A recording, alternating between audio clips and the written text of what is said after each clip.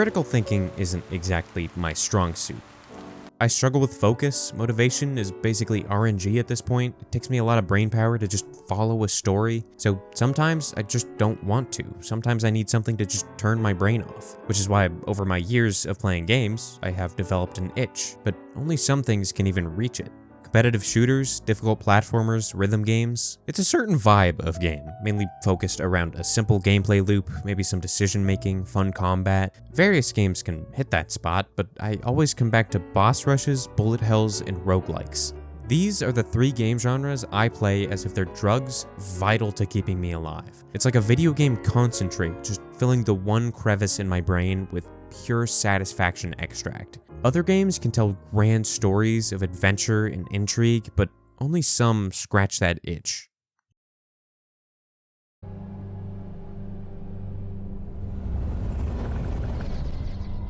The scope of Fury isn't huge. It's actually remarkably small for how much you can do with the combat system. It's an entirely linear boss rush with like 10 bosses. You'd think every playthrough would be exactly the same, but the exploration of Fury doesn't come from an ever-expanding map. It comes from its mechanics, figuring out how to squeeze every bit of damage off each and every opening the boss gives you. My first playthrough of Fury was entirely fueled by what boss came next. I bought the game because of the art, so my excitement for the game was purely about the boss designs and art direction. My second playthrough was because they gave me a B. Fury has its downsides though. The voice acting varies in quality, the story didn't completely grab me, a couple of the bosses are just incredibly unpleasant, and overall the game doesn't feel completely polished. But if you're here for just a little challenge and a short experience, maybe give Fury a shot. But if you want a bit of a more polished experience, I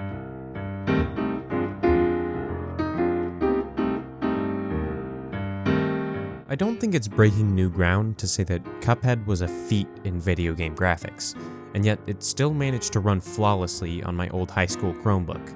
Though it's a shame how every other aspect of this game was forgotten due to the novelty of the look. Cuphead challenges you in the way I want every game to. It doesn't have this reputation for being difficult because it one-shots you every hit. As long as you're on the screen, you're in danger. It's a stopwatch of trying to kill the boss before he kills you. It's this splitting of your focus that makes Cuphead challenging. It doesn't expect perfection from you, but it certainly encourages it.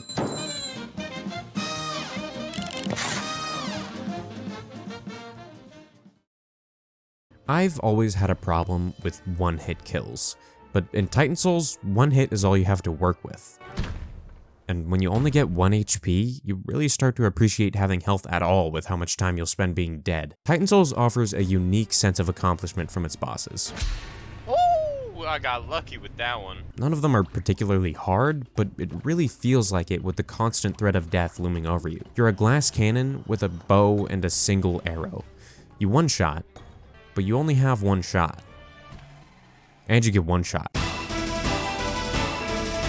Bullet hells force me to focus. Something about having to weave through an entire screen of bullets hits that same spot in my brain that calms down when I pretend to navigate a road sign like it's a maze. Sure, it's therapeutic, but at the same time, it's incredibly anxiety-inducing. Zero Ranger does everything it needs to make itself as accessible as possible while maintaining the spirit of actually trying to beat an old shoot-'em-up at an arcade. And I think a really good example of that is its progression system. Dying boots you back to the start, but your score can earn you permanent extra lives for your next runs. It's a great mix of cheating yourself more lives while still having to spend time replaying the levels. If you're looking to get into shoot-'em-ups, Zero Ranger is as good as it gets.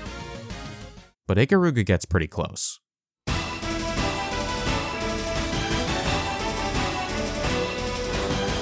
Bullet hells already require so much focus that the polarity mechanic in Ikaruga feels almost unmanageable at first.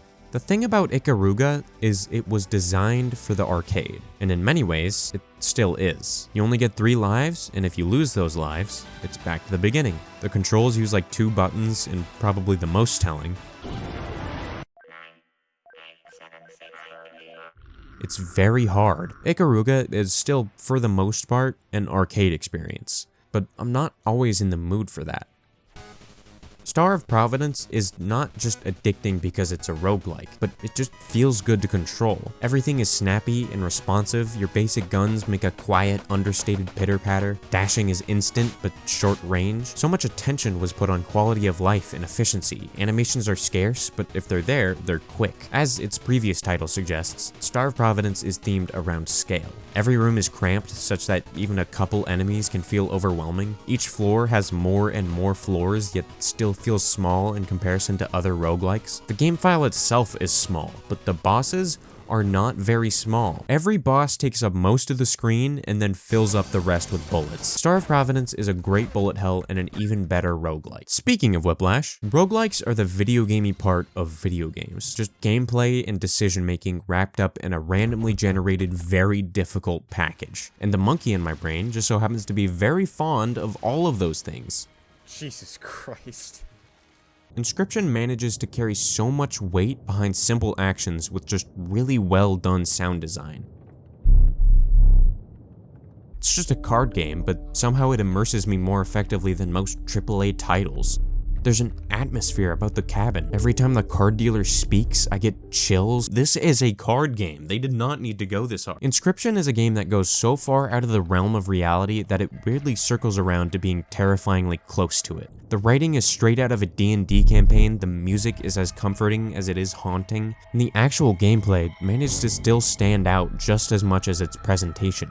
Go play Inscription. Enter the Gungeon fittingly works as probably the best entrance to the roguelike genre. It's goofy, it feels good to play, the mechanics are fairly intuitive, and not only is every run different, but it's not even close. No gun, no item, not even the boss on each floor will be the same as your last run. Gungeon keeps every run fresh without losing any polish in the process. Even the random stuff is designed to be random in the most enjoyable way. Every floor randomly generates rooms, but the rooms themselves are all painstakingly designed to be as quality as possible. Even all the bullet patterns use a bullet engine custom made to always be fair, but still challenging and fun to dodge. Enter the Gungeon's crazy amount of variation per run gives this game possibly the highest replayability out of my whole library of games. Well, if not for...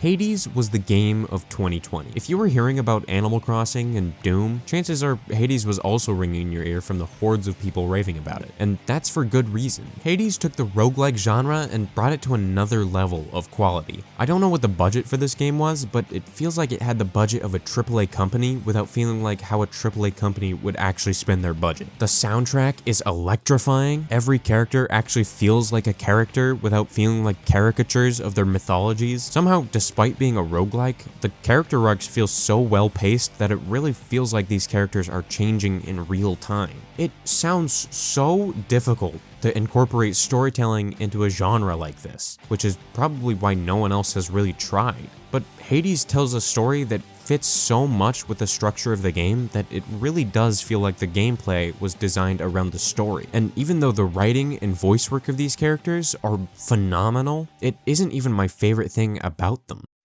I can't even begin to describe my love for the artwork of Hades.